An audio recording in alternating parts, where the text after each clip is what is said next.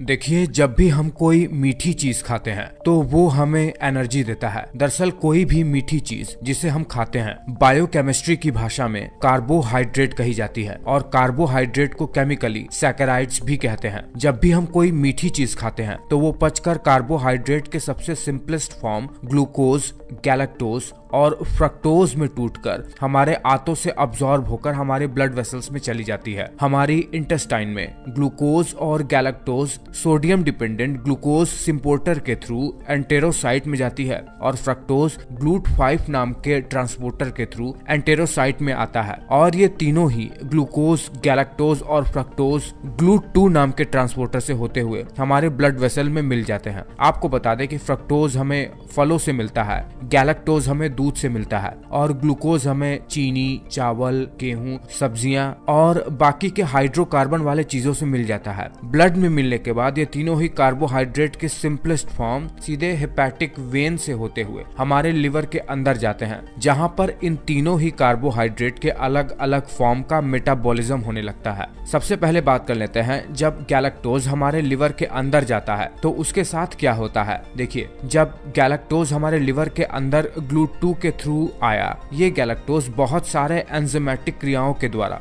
Glucose में बदल जाता है, ग्लूकोज 1 फास्फेट में, जहां पर एक्सेसिव ग्लूकोज ग्लाइकोजेनेसिस प्रोसेस के थ्रू ग्लाइकोजन में कन्वर्ट होकर स्टोर कर लिया जाता है। लेकिन जब इसी गैलेक्टोज का मेटाबॉलिज्म हो रहा होता है तभी दो और प्रोडक्ट इसके मेटाबॉलिज्म से बनते हैं। एक होता है गैलेक्टिटॉल और एक होता है गैलेक्टोनेट। दोनों ही हमारे गट के बैक्टीरिया को फीड करने में मदद करते हैं। पर जब यही गैलेक्टिटॉल हमारे आंखों में इकट्ठा होने लगता है गैलेक्टोज के मेटाबॉलिज्म में गड़बड़ी के कारण, तो हमारी आंखों में मोतियाबिंद की बीमारी होने लगती है और साथ ही साथ इसके मेटाबॉलिज्म की गड़बड़ी से बच्चों में मानसिक विकास का अवरोध, सीजर्स जैसे कई बीमारियां भी डेवलप हो जाती हैं। अब आते हैं कि जब फ्रक्टोज लिवर के अंदर आता है तो उसका मेटाबॉलिज्म कैसे होता है। देखिए, लिवर के अंदर फ्रक्टोज GLUT2 ट्रांसपोर्टर के थ्रू ही अंदर जाता है और जब ये लिवर के अंदर गया इसका मेटाबॉलिज्म शुरू हो जाता है। फ्रक्टोज के मेटाबॉलिज्म से एंड प्रोडक्ट के रूप में ट्राइग्लिसराइड्स का निर्माण भी हो जाता है, यानी लिपिड्स का।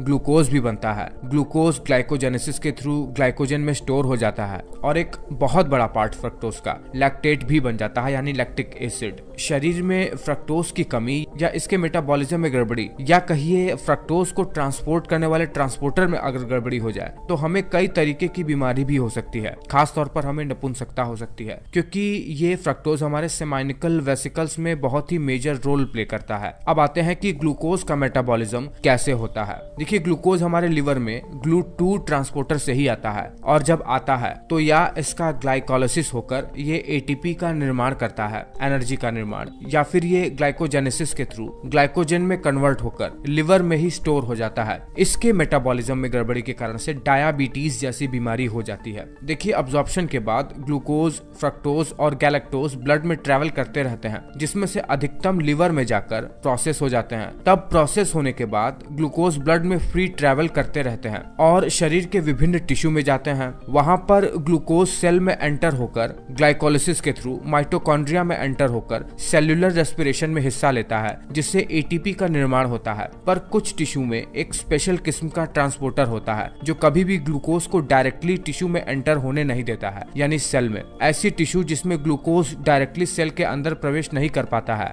उसके लिए इंसुलिन की आवश्यकता होती है। ऐसे स्पेशल किस्म के टिश्यू हमारे शरीर में मसल्स, एडिपोज टिश्यूज जैसे टिश्यू में होते हैं। इनके ऊपर एक स्पेशल किस्म का इंसुलिन डिपेंडेंट ग्लूकोज ट्रांसपोर्टर पाया जाता है, जिसे GLUT4 कहते हैं। इंसुलिन आता है, इन सभी GLUT4 ट्रांसपोर्टर को खोलता है, तब जाकर इनके अंदर ग्लूकोज एंटर कर पाता है। अगर इंसुलिन नहीं बनेगा तो ये ग्लूकोज ब्लड में ट्रेवल करता रहेगा और यूरिन के थ्रू बाहर निकल जाएगा और मसल्स को कभी भी एनर्जी नहीं मिल पाएगी। इसी कंडीशन को हम डायबिटीज कहते हैं। जितना ग्लूकोज शरीर को जरूरत होता है उतना तो ग्लाइकोलाइसिस के थ्रू, सेल्यूलर रेस्पिरेशन के थ्रू एनर्जी में कन्वर्ट हो जाता है। बाकी का बचा हुआ ग्लूकोज ग्लाइकोजेनेसिस के थ्रू ग्लाइकोजन में बदलकर हमारे लिवर, हमारे मसल्स और हमारे एडिपोज टिश्यू में जाकर स्टोर हो जाता है। मैंने आपको अभी बताया है कि फ्रक्टोज ट्राइग्लिसराइड में भी बदल जाता है, इसीलिए फ्रक्टोज से बने हुए ट्राइग्लिसराइड्स इस फैट सेल में ही जाकर इकट्ठा हो जाते हैं और जब शरीर को जरूरत होती है, जब शरीर में ग्लूकोज की कमी हो जाती है, तब पैनक्रियाज से निकला हुआ